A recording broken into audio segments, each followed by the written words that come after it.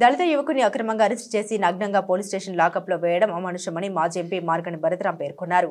శుక్రవారం రాజమహేంద్రవరం దళిత యువకుని అక్రమ అరెస్టు చేసి నగ్నంగా లాకప్లో వేయడంపై 3 టౌన్ పోలీస్ స్టేషన్లో ఫిర్యాదు చేశారు. ఈ సందర్భంగా ఆయన మాట్లాడారు. 2 రోజుల క్రితం పులి సాగర్ అనే యువకుని అక్రమంగా అరెస్టు చేసి అమానుషంగా ప్రకాష్ నగర్ పోలీస్ స్టేషన్లో నగ్నంగా లాకప్లో వేసి దళితుల మనోభావాలు హననం చేశారని విమర్శించారు. రాష్ట్రంలో ప్రజాస్వామ్యం ఉందా అని ప్రశ్నించారు.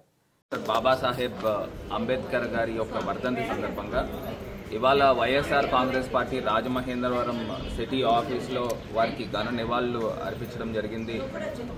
ఇప్పుడు ఉన్న ప్రభుత్వము డాక్టర్ బిఆర్ అంబేద్కర్ గారిని స్ఫూర్తిగా తీసుకుని రాజ్యాంగాన్ని సక్రమంగా అమలు చేయాలి, హ్యూమన్ రైట్స్ ప్రజలకు ఉండే విధంగా ఈ ప్రభుత్వాలు చూడాలి అని కూడా ఈ సందర్భంగా ఈ ప్రభుత్వాన్ని డిమాండ్ చేస్తూ ఉన్నాము.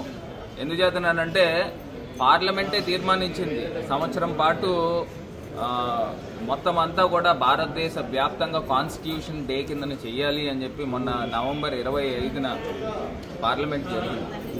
మరి ఇవాళ ఆంధ్రప్రదేశ్ రాష్ట్రంలో బడుగు బలహీన వర్గాలు ప్రత్యేకించి దళితులపైన ఏ రకంగా అమానుషంగా దాడులు జరుగుతూ ఉన్నాయి.